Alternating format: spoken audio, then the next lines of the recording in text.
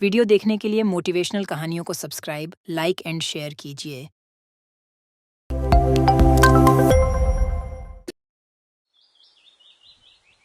रेखा जी अभी अभी अपने पति मुकुल जी के लिए कॉफ़ी बनाकर किचन से निकली ही थीं कि सामने से लता को आता देखकर उनका पारा चढ़ गया। जब सारा काम हमें ही करना है तो तुम्हारा क्या काम है। यहाँ तुम्हें पता नहीं है कि हमें सुबह उठते ही कॉफी पीने की आदत है। मां जी, मैं आ ही रही थी, लेकिन रवि को जल्दी ऑफिस जाना था। उनके कपड़े प्रेस करने में टाइम लग गया। बस हर बात में बहाना पहले ही तैयार रहता है। लता को शादी करके आए अभी केवल 4 महीने ही हुए थे। यहाँ आकर उसे ऐसा लगने लगा था जैसे किसी जेल में आ गई है। उसे कहीं जाना हो तो परमिशन लेनी पड़ती थी। कभी कभी तो मन करता कि यहाँ से भागकर अपने पापा के घर चली जाए, लेकिन पापा हार्ट पेशेंट हैं। यह सब उन्हें पता लग गया तो न जाने क्या अनर्थ हो जाएगा। यही सोचकर सब बर्दाश्त करती रहती थी। लता, क्या कर रही हो? इतना टाइम नहीं है। मेरे को पास कार चला के नहीं जाना है। मेट्रो में कितना समय लगता है तुम्हें पता है? जरा सा लेट पहुंचो तो ऑफिस में सुनना पड़ता है। रवि की एक एक बात इस बात की ओर इशारा था कि उसके पिता ने कार नहीं दी थी, लेकिन वह अब सब सुन लेती है। पिता को कैसे बताए कि जिन्हें आपने उसका जीवन साथी चुना था वह पैसों का लालची है। एक दिन शाम को रवि घर आया तो उसने अपने पापा से बात की। अब मुझसे नौकरी नहीं होती। वो आपके पुराने दोस्त शर्मा जी मोटर पार्ट बनाते हैं। मैं चाहता हूं कि उसकी सप्लाई शुरू करूं। लेकिन बेटा, उसके लिए तो कम से कम 10 लाख रुपए चाहिए होंगे। वो कहां से आएंगे? वही सोच रहा हूं। तभी लता चाय बनाकर लाती है।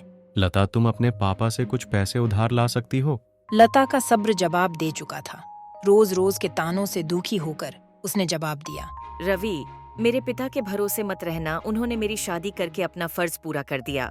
अगर आपको नौकरी करने में दिक्कत है तो मुझे जॉब करने दो। दोनों मिलकर कमाएंगे। क्या बकवास कर रही हो?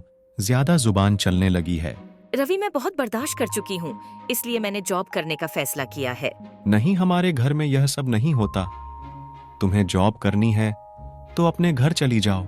मुझे पता था आप यही कहेंगे। मैंने वकील से बात कर ली है, मैं जल्द ही तलाक ले लूंगी। यह सुनकर रवि और उसके पिता के हाथ पांव फूल गए। तभी रेखा जी वहां आ गईं। देख लिया बहू को सिर पर चढ़ाने का नतीजा। निकाल दे इसको घर से बाहर। ठीक है, मैं पुलिस को फोन कर देती हूँ।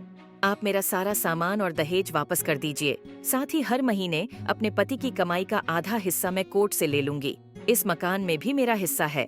आधा मकान मेरे नाम कर दीजिए। बेटी, ऐसी बातें क्यों कर रही है?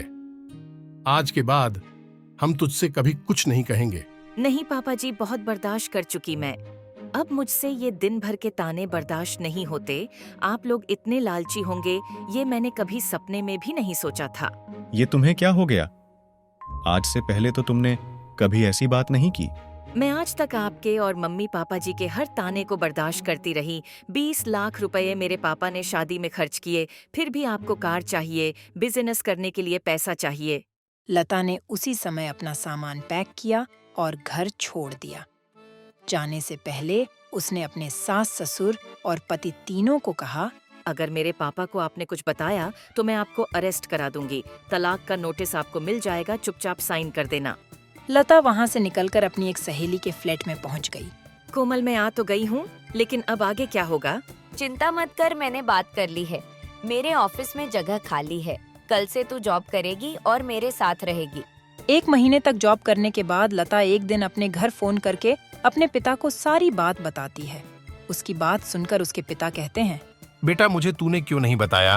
पापा, आपने मेरे लिए बहुत कुछ किया है। अब मैं आपको परेशान करना नहीं चाहती थी। बेटी, मैं इतना कमजोर नहीं हूँ। तू चिंता मत कर, घर जा। नहीं पापा, मुझे कुछ समय दीजिए। अपने पैरों पर खड़ा होने दीजिए। अपनी एक पहचान बनाने दीजिए। कुछ ही महीने केस चलने के बाद रवि और लता का तलाक हो गया। रवि को पूरा दहेज और 30 लाख रुपए देने पड़े। साथ ही हर महीने अपनी सैलरी का एक हिस्सा वह कोर्ट में जमा करवाता था। वीडियो देखने के लिए मोटिवेशनल कहानियों को सब्सक्राइब, लाइक एंड शेयर कीजिए।